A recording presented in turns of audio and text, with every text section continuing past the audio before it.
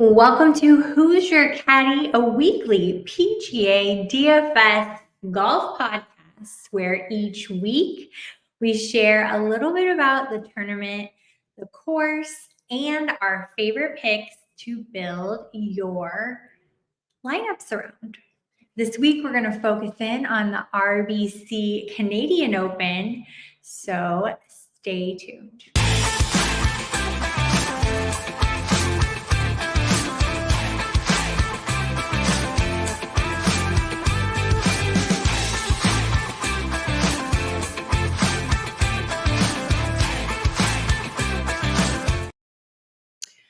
Welcome back. Whether you are a beginner or a seasoned pro, we hope that you pick up some helpful little nuggets to help you out along the way.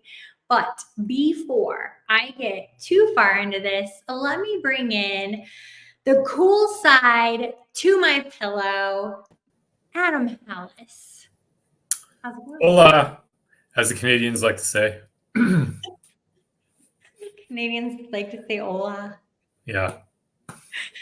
You always have something funny. I crack up at everything you say, though. So It's a wild weekend in the Charles Schwab tournament. Wild weekend. It was a wild weekend. It was a sad weekend as well. I mean, obviously, we got some sad news about Grayson Murray. I feel really sad about it because I actually didn't even realize that he had these personal struggles. I mean, was this something that you had read up about him before? I just looked at him as, you know, one of those guys that I like to pull in off the bench every now and then. And I didn't pay that much attention to his personal life. And it makes me feel kind of like a horrible person that I should know more. Yeah, it goes back to that saying, like, you don't know what the person's struggling through or fighting with. And, there's so many, we frequent Team Reservoir, and there's a bunch of great people. And somebody posted in the Discord that, what was wrong with Grayson?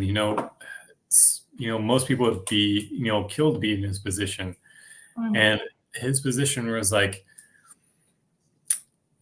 when you're struggling to make it to like top 50, top 40 of a PGA player, even top 100, in the FedEx points and stuff like that, it has become a lot more competitive with the PGA. I think a couple of years ago, with the creation of LIV, allowing a lot more players to qualify for PGA events coming out of the Korn Ferry Tour.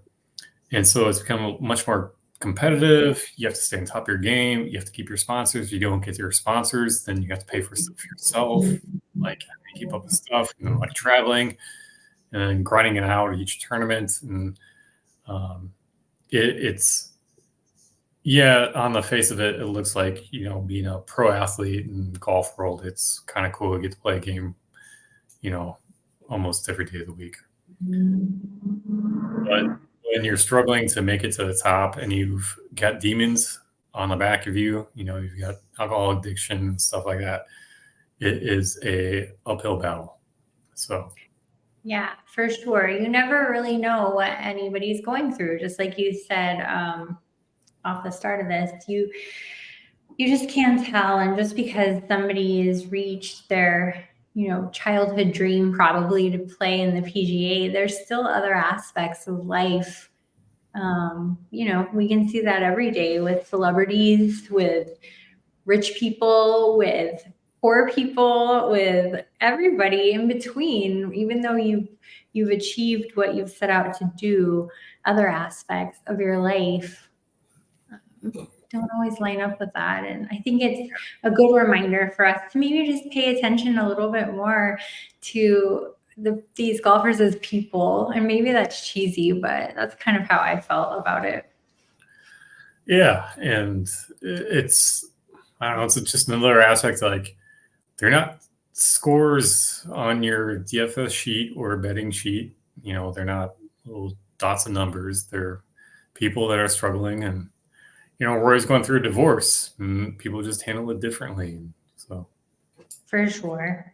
Well, it was really, really sad. And not that his friends or family ever would watch our show, but I definitely was putting out a lot of energy that day and just hoping that everybody makes it through and find some peace. And I was pleased to see that they recommended they continue the tournament. Like his family was adamant that they continue the tournament. So that does show like that there is some peace there.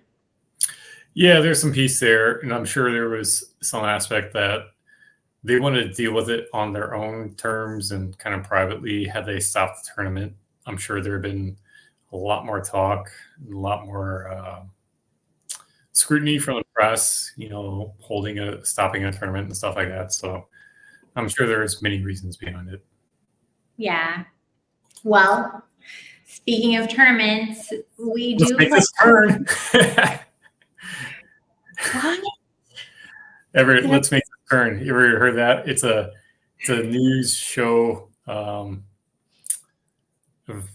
phrase where like you're trying to go from one subject to another.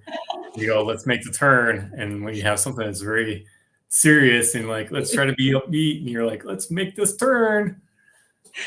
I know it's hard. And I am not the greatest at segues. I have learned from some of my other podcasts. So speaking of tournaments, we continue on. We're rolling on. Just, I'm sure Grayson's parents said he would want us to move on with the tournament. So we are. We're moving on. We're going into the RBC Canadian Open. It's being played at Hamilton Golf and Country Club in Ancaster, Ontario, for the first time since 2019. That's quite a bit of time that has passed.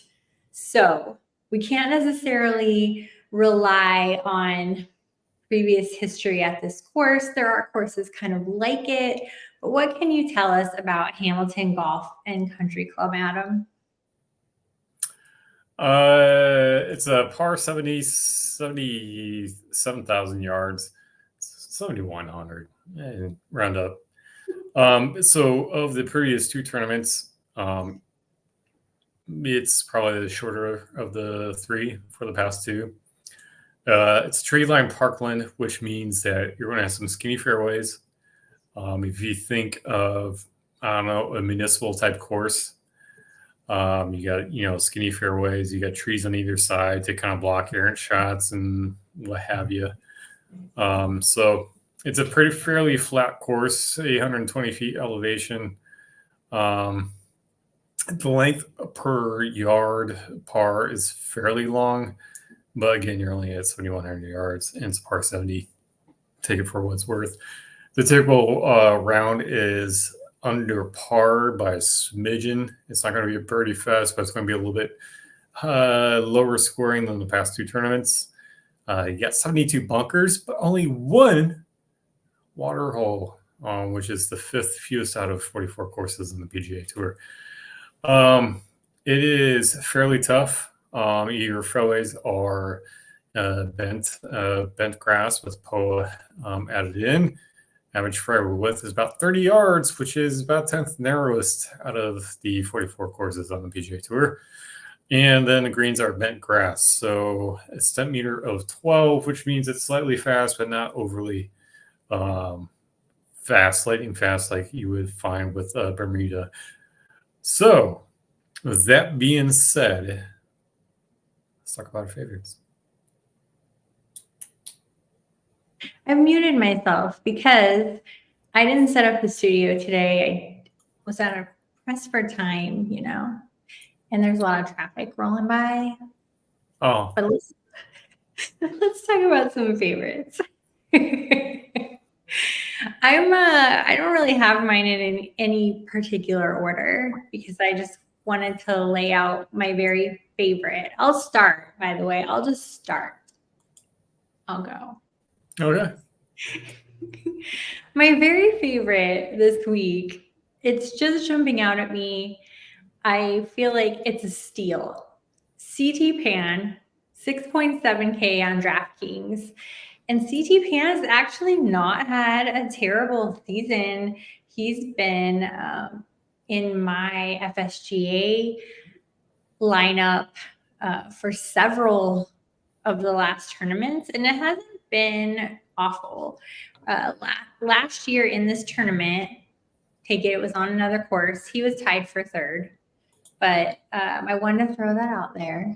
But looking at his skill set, when we look at what does it take to comply to this course, he has a good course fit, in my opinion, here at Hamilton Golf and Country Club. When we look at some of his stats around the green, he ranks 28th. PGA.com has him 68% birdies or better, which is 11th in the field.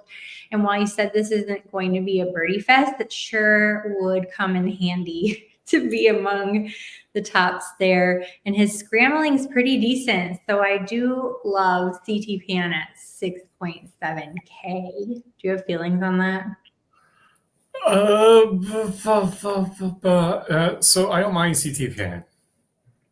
You can hate it.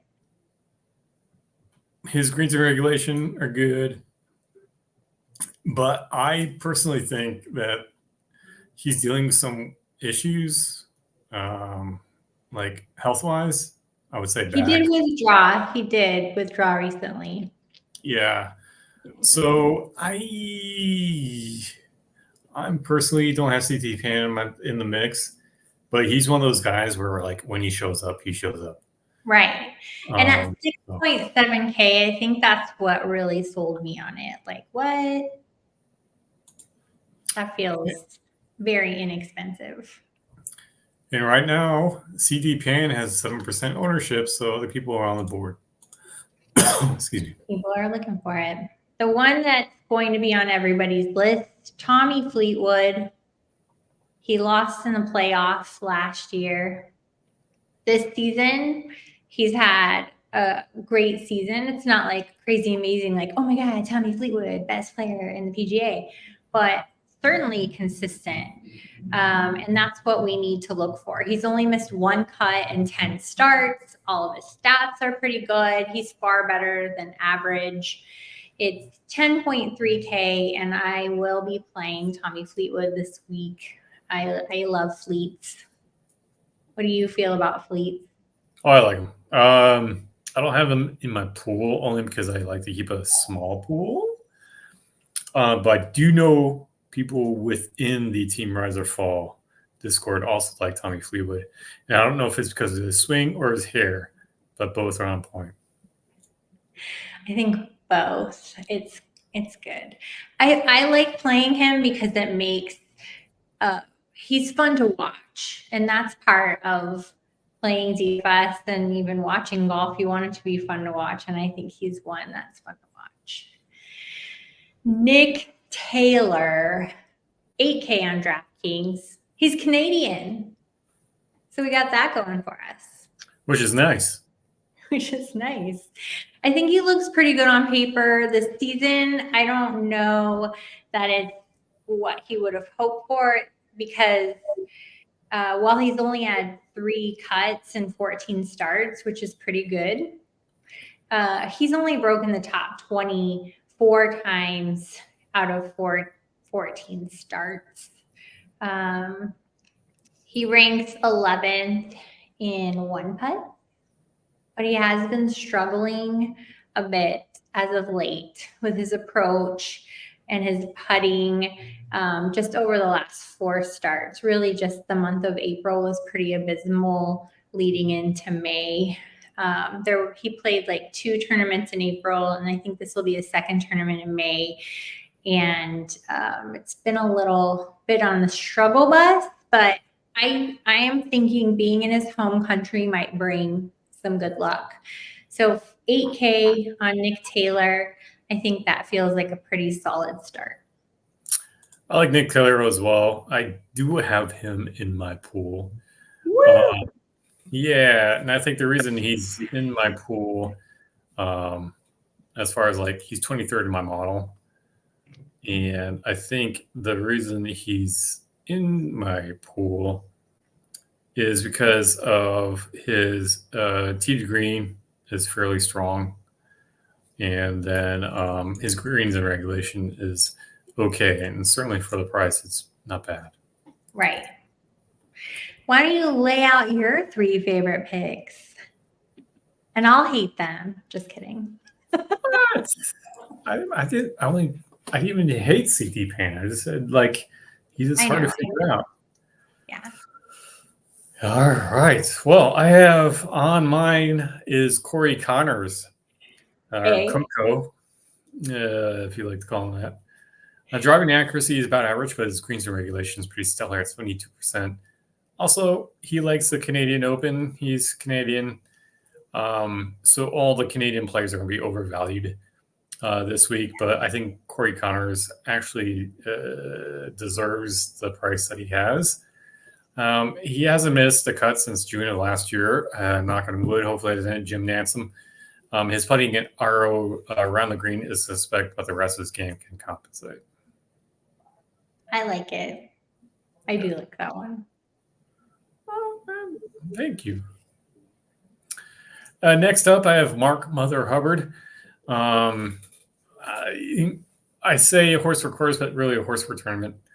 It's this Hubbard is this type of tournament's main player. I think there's a reason he did okay at, the Charles Schwab. I mean, he did okay as in came in 65th. But he likes bent grass. He likes POA. His driving accuracy is 65%, and his greens regulations at 68%. So there's 2 things I'm looking for is accuracy and greens and regulation. There's other stuff I have as well. I'm looking at like ball striking, tee to green, like overall average player, and I'm looking at proximity from 125 to 175 are some of the things I'm looking at. So I like Mark Hubbard. Mark Hubbard. And then I have Doug Gim Reaper at 7,400. Driving accuracy and greens and regulation captain. He's in the fucking 70s. So once he gets on the green, though, it's another matter. His putting and around the green, chipping and putting, driving for show, but can't putt for no, is something to be desired. But 7,400, I'm going to fit him right in. And driving accuracy and the greens and regulation, I'm hoping that he just kind of beats out everyone else. He's not going to win the tournament, but he's definitely going to be your value pick here to help facilitate a more expensive lineup. Yeah, I like it. I like seeing some of these names making a comeback. Although Doug Gim, he's been on my FSGA roster. Speaking of, I haven't given an update on that in a while. I'm still in 2nd place, hanging in there. Now I'm only 1 back because I beat the 1st place guy last week. Man, though, my crew is ragtag, let me tell you, with the Doug Gim and the Robbie Shelton and Matthew Neesmith, but holding it all together by a thread is Finau, Thigala, and Day. It's been really fun. Tough going. But these are I guess, what the point of even mentioning this is that these guys that come out seemingly of nowhere sometimes where you're like, oh yeah, let's go with Doug Gim this week. The Cinderella stories. Yeah, but and it isn't even necessarily Cinderella stories. Like when we talk about I'm looking at my list again. Nick Taylor, for instance, it's like not necessarily a name that you throw out there at tops all the time, but it's somebody who's making plenty of cuts, and sometimes that's all you need. Yeah. I mean, so it's kind of like there's a guy in my fraternity that used to stand up, and he's a gregarious guy. He's a big guy. He's a lawyer now. But he would stand up and say that there are only 3 things you need to do to pass college. Go to class, do the homework, take the test. That's all you need to do and you'll pass. I figure in golf, if you're on the PGA Tour, all you need to do is show up to your tee time. on time. Make the cut. Yeah. And then, make it through the weekend. Well, speaking of someone who doesn't make very many cuts, I'm going to go ahead and use Matt Kuchar as my WTF pick this week. I broke up with him. Mr. Kind Eyes is just broken my heart at every turn this season. Dropped him from my team. I refused to play him. However, the last 2 weeks, the last 2 tournaments, even the last 3 tournaments, I didn't even pay attention necessarily to the Byron Nelson that closely as I should have. He played, he shot a 69, and he was cut. And that's a pretty good score. So that was really a stiff competition, obviously. But when you look at the next tournaments, again, he starts out with a 68. He manages to stay in this, shooting a 75 in the 3rd round in the Wells Fargo, tied for 34th. Last week, Charles Schwab tied for 17th. He started off hot with a 68, a 69. His worst round was round 3, a 73, followed by a 4th round score of 68. So Matt Kuchar is playing some Matt Kuchar golf, which is what last year he played so well. This year, not so much. So I'm going to throw out there Matt Kuchar as my WTF. He has played well in this tournament. Again, it's not on the same course, but he has played well in this tournament. He has the accuracy and the putting skills, which are just really what we need in this tournament. And he's cheap. Yeah. He's a cheap date. I just lost it. I had it on my screen. What is he? It's like 6,000. He is 6,800. So he's on the radar of about 5% of other managers too right now. So that's my WTF pick for you, Matt Kuchar. He might bite us in the ass, but that's why it's a WTF. Yeah, that's why it's a WTF. That's the fun of it. My WTF pick is Ben Martin. And Ben Martin has been sneaking into your television sets for the past couple weeks because he's been doing okay. Like he's been doing fine. He's came in 37th Charles Schwab. He came in 48th the Byron Nelson, 55 Corrales. But came in Valero. Hasn't missed a cut since March. That's key. What? That's key. Yeah. And so, I think he's going to do okay. I think he's fine here. He's got greens and regulation at 68%. He's not very long off the tee. Driving accuracy 63% though, so it's not bad there. His putting just needs to be on point because we're looking at right now. He's been losing some strokes, but it's been inconsistent. Some tournaments he does fine on putting, kind of shits the bed for tee to green. Sometimes he does fine tee to green, but then can't get around the green and putting fine. So, we're going with that. But Ben Martin's my WTF pick. I like it. I think this is going to be a fun tournament. We're missing some of the key players, obviously, but not all of them want to go and play in the Canadian Open. It's a good time for them to take a break. So, yeah, I like these tournaments where it's a little bit more unexpected on who we might choose. So I hope you all enjoy that as well. Yeah. Anything else you want to add? No. No, I'm good. Me either. Well, thanks again for joining us. We'll be here next week unless Alex, your name is not Alex. We'll be here next week unless Adam Hallas gets poison ivy in his eye again. No Too way. soon. I hope Alex gets poison ivy in his eye, though. You know, it was kind of a matchup of Adam Hallas.